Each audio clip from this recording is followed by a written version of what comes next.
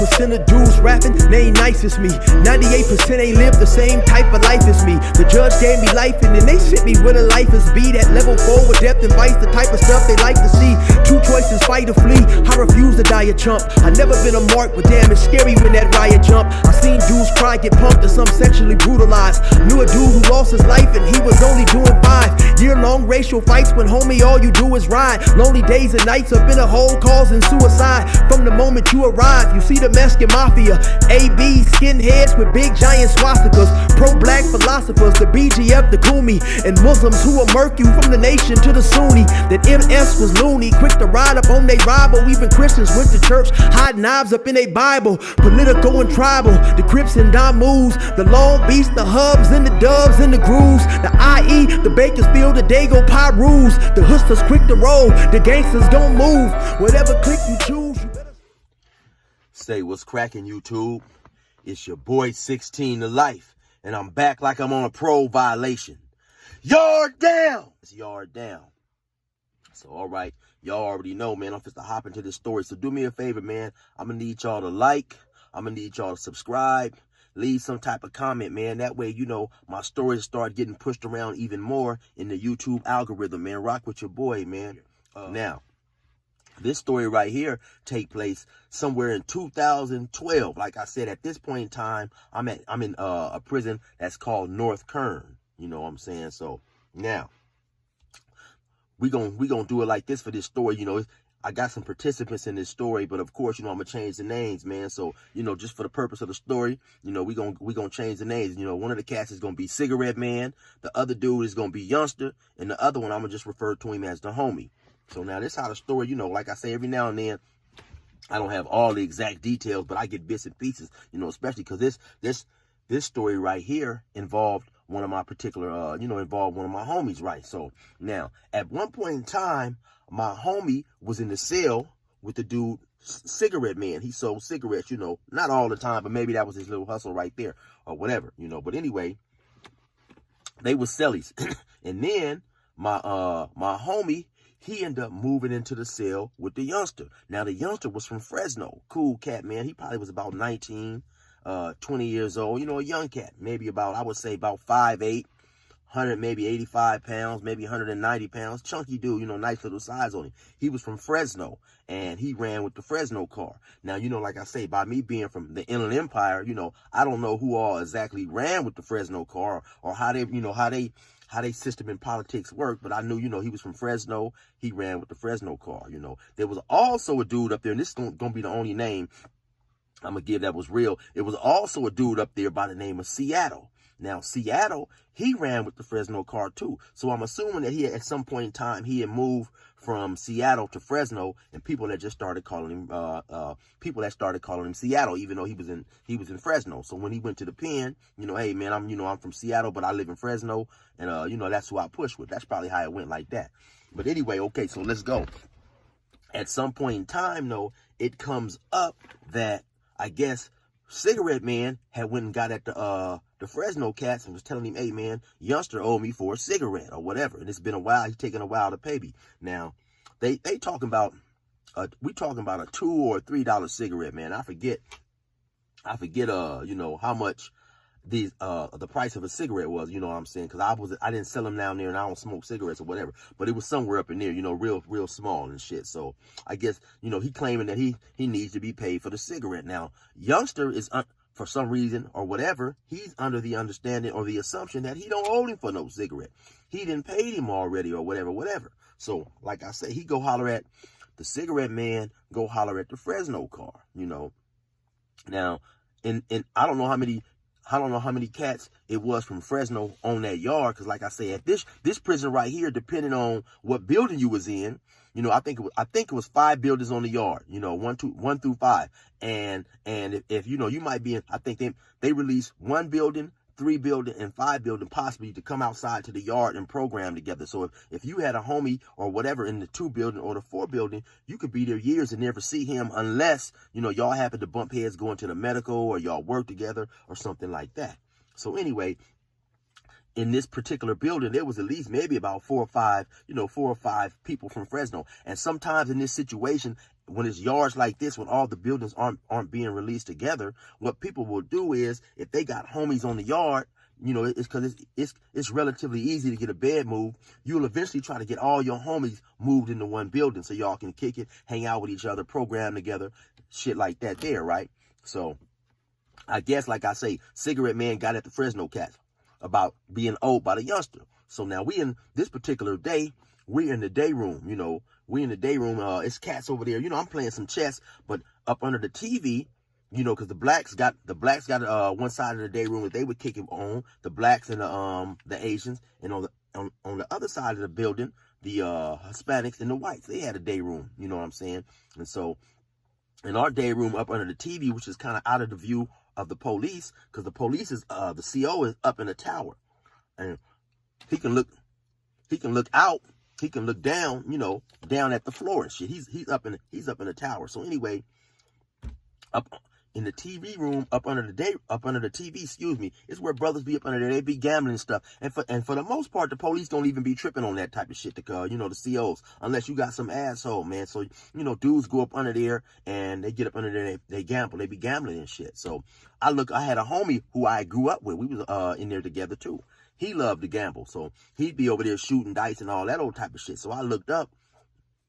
They over there shooting dice and shit. You know what I'm saying? And so I'm playing chess. So now, maybe about 3 or 4 minutes later, all of a sudden I look up, dudes is over there scrapping. They whooping somebody. So by me knowing that my homie was over there shooting dice, I hop up, I run over there. When I run over there, I see it's not my homie. He gone somewhere out the way. So I get from over there. But when I'm looking over there, man, it's the Fresno car. They whooping on the youngster and they beating him bad. Bing, boom, bing, bop, boom, bing, bing, bing, bop. I mean, they own him hard. They busting him up, man. To keep it real, I guess because they call themselves disciplining. But to keep it real, them dudes went far beyond discipline, man. They was over there, it's probably like about 5, 6 dudes on this dude. At least 4 or 5 dudes, man. They over there punching on him, they beating him. He fell, they kicking him. That's way beyond what a discipline normally goes, man. A discipline is normally 2 of your homies who will come hop on you. You know what I'm saying? They give you some physical treatment or whatever, in terms of showing you, for showing you, okay, basically what you did was wrong, and now you got to get this physical treatment. But the way they was on him, man, it was cold. It was cold. You don't discipline no homie like that. They was beating on that nigga. You understand me? They was beating that motherfucker. Man, they was beating on him like some African drums. They was on his motherfucking ass, Hey, look, they was whooping that nigga like they was trying to warn the village that the ships that stole Kunta Kinte was on their way back. You know what I'm saying? Hey, they was on that dude tough, man. They was beating him, man, and it was a cold beating, right? So they only beat, boom, bop, beat, bing, boom, boom. They own him for a good minute, you know what I'm saying? They own his hell meat though. They fucking him up, So I'm saying they finally get up off him and shit. He get up, man. He fucked up, nose bleeding, mouth bleeding. He all fucked up, That was some cold shit. That was some cold shit the way they did him, right? And so, after they whoop on him or whatever, I guess they, go tell him, hey man, or, at some point in time, they told him what was it about. And he tell him, hey, man, listen, man, I don't owe that dude. You know what I'm saying? I paid that dude already. I don't owe that dude. So then I guess he tell him, man, look, go get at my celly, man. I paid that dude. So now, like I told y'all earlier, his celly was my homeboy.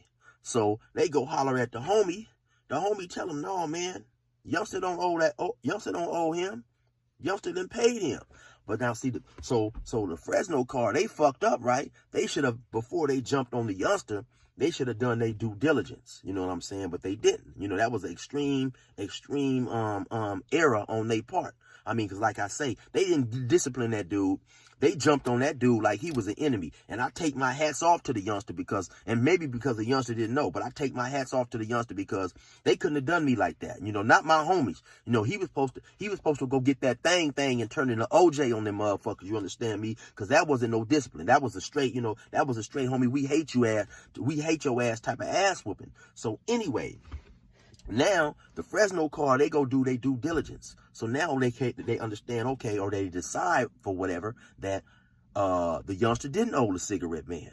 So now what they go to do, they go whoop the cigarettes man's ass. So like I say, so if they felt now, okay, we got to go whoop cigarette man's ass, like I say, that's a big strike on them, because they should have done that before they hopped on their own homie. They should have investigated wisely before they got into all that, but they didn't.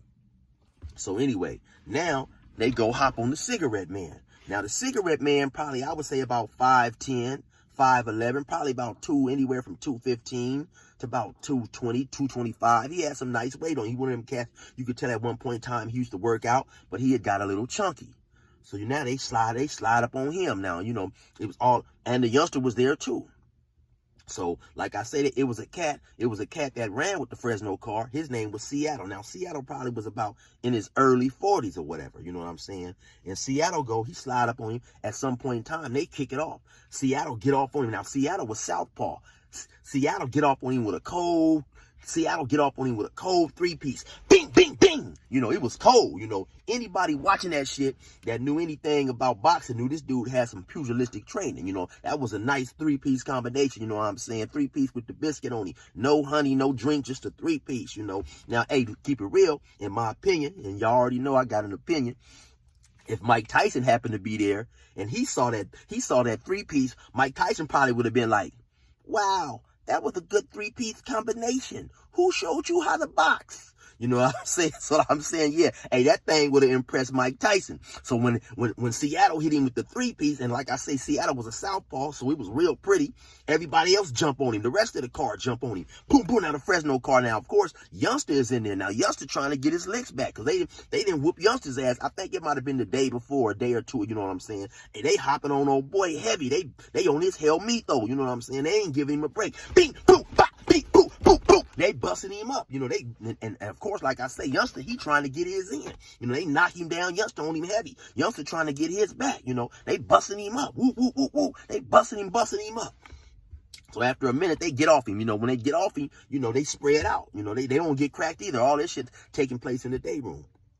So after they jump off Cigarette Man, now Cigarette Man mad as a motherfucker. He trying to get his get back immediately, ASAP Rocky, you know what I'm saying? So now he trying to run up on the Fresno cats, because they didn't kind of spread out. So maybe like, now every time he try to walk towards one of them, they'll converge back on him, you know what I'm saying? He say, okay, it's gonna get ugly again, you understand me? So he'll back up. Then he'll see another one over there somewhere, he'll walk towards him, and you know, you could tell in his actions, he want to get back. But every time he tried to do that, they would converge, you know what I'm saying? So he left it alone.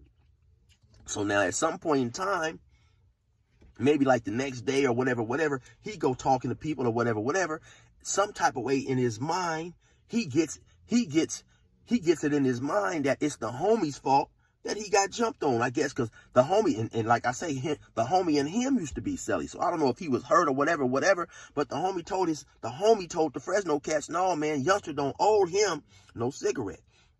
So now he mad at the homie. But really, the homie didn't give no, okay, and Cigarette Man, I forgot to add, Cigarette Man was from West LA. He didn't gang bang, but he was from West LA. You know what I'm saying? But, so, you know, he didn't really have nobody supporting him. You know, a few people seen the shit, and they might have said, okay, that was uncool or whatever, but he didn't really have no support. So he get it in his mind that the homie got him attacked. You know what I'm saying? So now he come to the table, and I forget the exact conversation, but he come to the table while me and my homie is playing chess.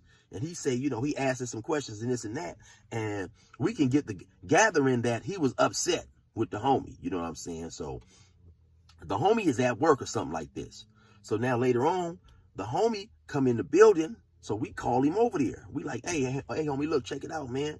You know, we tell him your old silly is mad, man. He came over here and asked us and this and this. And, you know, like I said, this was like 2012, so I forget the exact conversation. But basically, we fill him in like, dude is upset, homie. You know what I'm saying? He feeling like you the one that got his ass kicked. And, you know what I'm saying? So just watch out. The homie like, oh man, fuck him. I ain't tripping on that nigga. Fuck him. You know what I'm saying? Shit. So the homie going up to his cell, right? So like now the next day is Saturday. So the next day, they go on a visit. Now, just so happened, the homie go on a visit and Cigarette Man, they both go on a visit. So now, when they go to the visit, later on, I found out they at the gate talking. You know what I'm saying? I don't know what's said, But they, so, we in there chilling, we doing what we do. Later on at around 3 o'clock when visits is over, or whatever time they were over, the homie come back in. Now the homie come back in, we sitting there playing chess again, me and the big homie Deer Hunter. And we sitting there playing chess. The homie go upstairs and walk to his door. He walked to his door waiting for the tower to buzz him in. Now the other dude, Cigarette Man come in. Now I believe Cigarette Man's cell was somewhere over here. But Cigarette Man, he comes in, he goes upstairs. You know what I'm saying? So now we playing chess. Next thing we hear, get down, get down, get down. We look up. Cigarette Man and old boy is up there squabbing, the homie. So I hop up. They say, get down, get down. So I prone out on the floor. They up there squabbing. So they run in and shit. They run up there. They mace them. They break them up or whatever. They get them up. Matter of fact, we on the floor for a long time. So eventually they get them up. They take them out. Now, I can't remember exactly what happened. If they came, I think they may have came and got the homie on the stretcher. I don't know, but I know it was a gang of blood up there. I mean, a whole bunch of blood on the top tier. It was a whole bunch of blood, a gang of blood. So it was so much blood, we thought that Cigarette Man had stabbed the homie. But come to find out, I think the homie had bit his tongue. The homie bit his tongue and had a seizure or some shit like that. So they took him to the hospital. He was in the hospital maybe 2-3 weeks. Actually, we had got a couple reports that he had died. You know what I'm saying? He had a seizure or some shit like that, man. And he had died. But come to find out, no, he hadn't died. You know what I'm saying? I think he had just bit his tongue. He had had some pre-medical conditions that kind of played a part into that. You know what I'm saying? So, man, this was jumped off all behind $2 to $3 cigarette, man. And like I say, honestly, the Fresno car should have done their due diligence, and before they jumped on their homeboy, they should have investigated more deeply. You know what I'm saying? And like I say, 2 shots out to the youngster who they jumped on, man, because that wasn't no discipline. They done him dirty, man. And then he was still running around, hanging out and programming with them dudes. You know what I'm saying? And me and the youngster used to talk all the time. He was cool, So I tried to slide him some advice. Well, as much advice as I could give him without crossing the line, because that really wasn't my business. And me not knowing him that well, I don't know if what I would have told him, if I'd have told him too much, he'd have ran back, you know what I'm saying, said something to his homies. Now I'm in some bullshit, you know what I'm saying? But since he was a youngster and I'd already took a liking to him before they jumped on him, you know what I'm saying, by me going to the cell, talking to my homie, he was in there, we'd be chopping it up and shit. I gave him as much advice about that situation and prior situations as I could without crossing the line. I had to choose my words carefully in this and that, but he was a solid dude, man. And so, sometimes it happened like that, like I'm saying. So, man, they whooped their homie's ass. Then they turned around to clean their mistake up and whooped Cigarette Man's ass. Cigarette Man ended up getting mad. He felt that whatever, when they went to talk to the homie about if he owed him, you know what I'm saying, the homie said, no, man, he paid him or whatever he told him. So Cigarette Man felt the homie's conversation with the Fresno car, got his ass whooped. Then he went up there and he fired on the homie. They started squabbing or whatever. And the homie damn near lost his life, man, behind whatever medical complications and whatever transpired in that squab. So, you know what I'm saying, man? Shit can get ugly, man. And anytime was in the pen, the majority of the time a fight was all over something small, man, that should have been nipped in the bud and should have been squashed, but communication wasn't good, man. People don't know how to communicate for whatever reason. So, that's my story on that, man. The Fresno car goes way too far. You know what I'm saying? But anyway, man, y'all stay up. Y'all already know what it is. Resume normal program. Them crackers let me out the gate, now the pressure's on. We about to get this shit straight like a pressing comb. The wrong cat to get aggressive on. I bring the bitch up out of niggas while you think they got them dresses on. My reach long and that's the best type. To have some dirty white boys come and smoke you like a meth pipe. And leave your chest bright red like a fire truck. Kicking your mom's door at night, nigga, and tie her up. I'm wild as fuck and I'm respected by the new youth. I put this pistol in their ear like a Bluetooth. I blow their brains on their new coupe. And have red everywhere just like a function full of soup whoops. Tell your troops I deal with beef like a butcher. My 4-5 pump more guys than Ashton Kutcher. Line pusher, quick to bury your clown. Nigga, I stayed in the park like the merry-go-round. Get it? The game greasy, bitch, the game need me.